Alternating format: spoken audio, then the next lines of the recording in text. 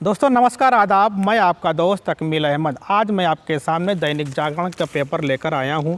आज हम इसमें बात करेंगे दैनिक जागरण के जो यहां पे हेडिंग लगाया है 22 मई की।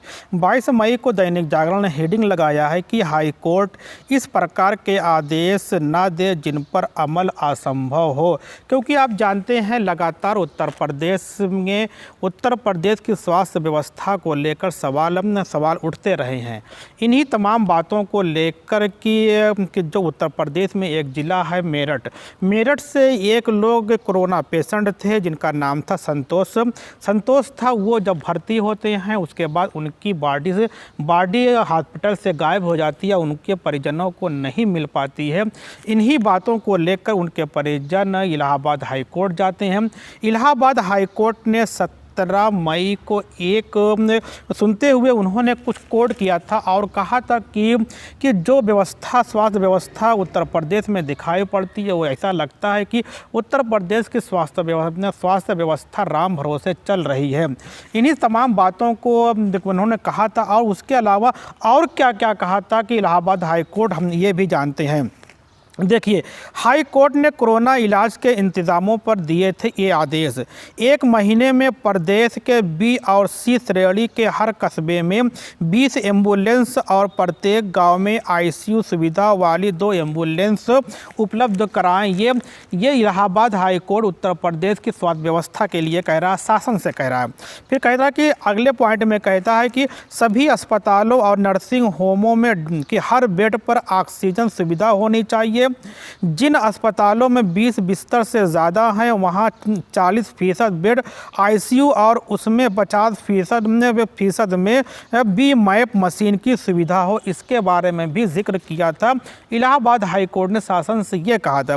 फिर नंबर 4 पे वो कहते हैं कि 4 महीने में 5 मेडिकल कॉलेजों को पीजीआई की श्रेणी के मेडिकल कॉलेजों में अपग्रेड किया जाए। ये व्यवस्था बेहतर करने के बारे में बात कही थी। फिर उन्होंने एक अच्छा चीज़ उन्होंने ये कहा था कि धार्मिक संगठनों को दान देकर आयकर का लाभ पाने वाले बड़े औद्योगिक घरानों को अपना दान वैक्सीन के लिए देने को कहा जाए। वो कह रहे हैं कि शासन को ये कहना चाहिए जो बड़े लोग हैं धार्मिक संगठनों को जो देते हैं रुपया और उनको इनकम टैक्स में छूट मिलती है वो धार्मिक संगठनों को ना देकर वैक्सीन में उनको इन्वेस्ट करना चाहिए।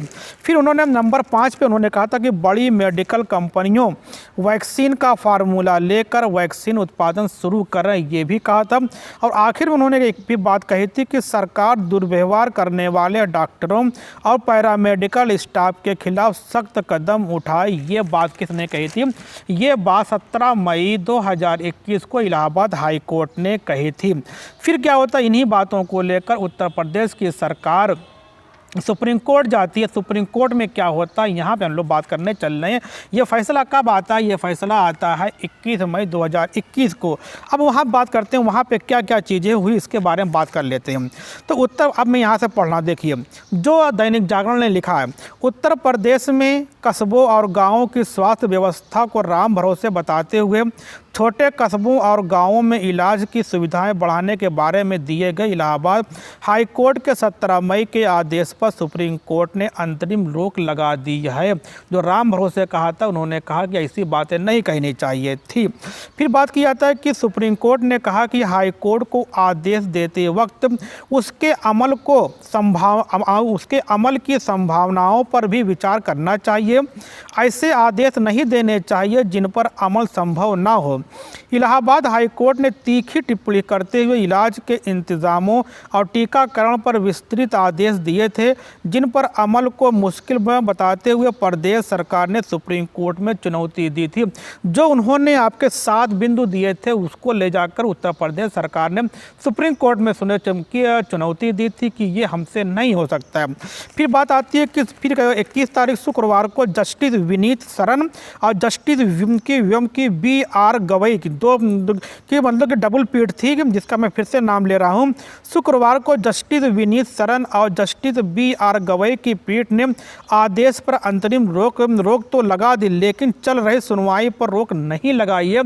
जो आदेश दिया था कि ये व्यवस्था गाँव में होनी चाहिए, उस पर तो रोक लगा दी, लेकिन जो इलाहाबाद हाई कोर्ट सुन रहा है उस पर कोई रोक नहीं लगाई है, ये सुप्रीम कोर्ट ने कहा। सुप्रीम कोर्ट आगे कहता है कि सुप्रीम कोर्ट ने कहा कि हाई कोर्ट के 17 मई के निर्देशों को आदेश की तरह नहीं बल्कि सलाह के तौर पर माना जाए। हाई कोर्ट ने कहा है कि B और C श्रेणी के सभी कस्बों में 20 एम्बुलेंस और प्रत्येक गांव में ICU से लैस 2 एम्बुलेंस 1 महीने में उपलब्ध कराए जाएंगे। सॉलिसिटर जनरल तुषार मेहता ने कहा कि प्रदेश में 97,000 गाँव हैं। ऐसे में आदेश पर अमल संभव नहीं है। हाईकोर्ट को आदेश पारित करते समय उसके प्रभाव और अमल की संभावनाओं का भी ध्यान रखना चाहिए।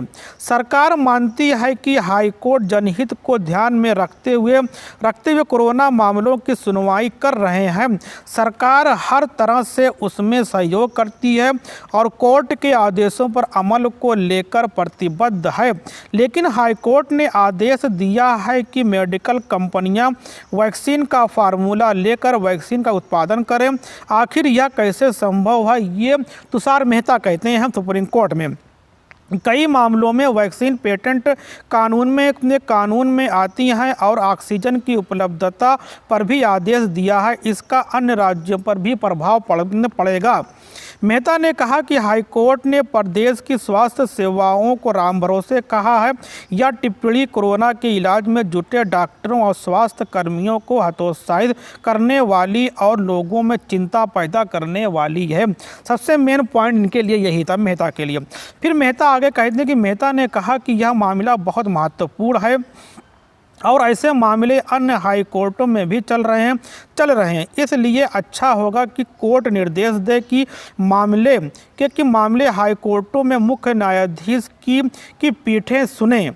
सुप्रीम कोर्ट ने मेहता की दलीलें सुनने के बाद अपने आदेश में कहा कि वह जनहित में हाईकोर्ट द्वारा की जा रही सुनवाई की सराहना करते हैं, लेकिन असंभवता का सिद्धांत कोर्ट में भी लागू होता है। सुप्रीम कोर्ट ये कहती है कि हाईकोर्ट को ये देखना चाहिए कि हम कौन सी बात की हम शासन से कौन सी मांग कर रहे हैं कि क्या वो पूरी होगी कि नहीं। वो असंभव, ऐसी कोई बात ना की जाए जिससे वो जो चीज़ें असंभव हो, ये सुप्रीम कोर्ट कहता है। फिर कहते हैं कि मामलों की सुनवाई हाईकोर्ट के मुख्य न्यायाधीश की पीठ में होने की मांग पर कोर्ट ने कहा कि वह सभी मामलों में समान आदेश नहीं दे सकते। पीठ गठन का अधिकार मुख्य न्यायाधीश का होता है, राज्यों के। पीठ ने कहा कि उन्होंने संतुलित आदेश दिया है, वह हाईकोर्ट को हतोत्साहित नहीं करना चाहते हैं।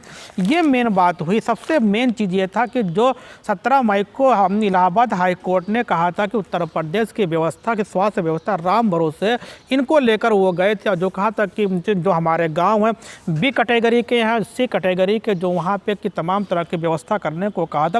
उन्होंने कहा हम इतने कम समय में व्यवस्था नहीं कर सकते। बहरहाल कि सुप्रीम कोर्ट ने कि सॉलिसिटर जनरल तुषार मेहता की बात को सुनते हुए कुछ उनको राहत देने का काम किया है यूपी शासन को। बट आप लोग घर पे रहिए और सुरक्षित रहिए और अपने आप को सेफ रखिए। ओके, धन्यवाद। फिर मिलते हैं एक नए टॉपिक के साथ।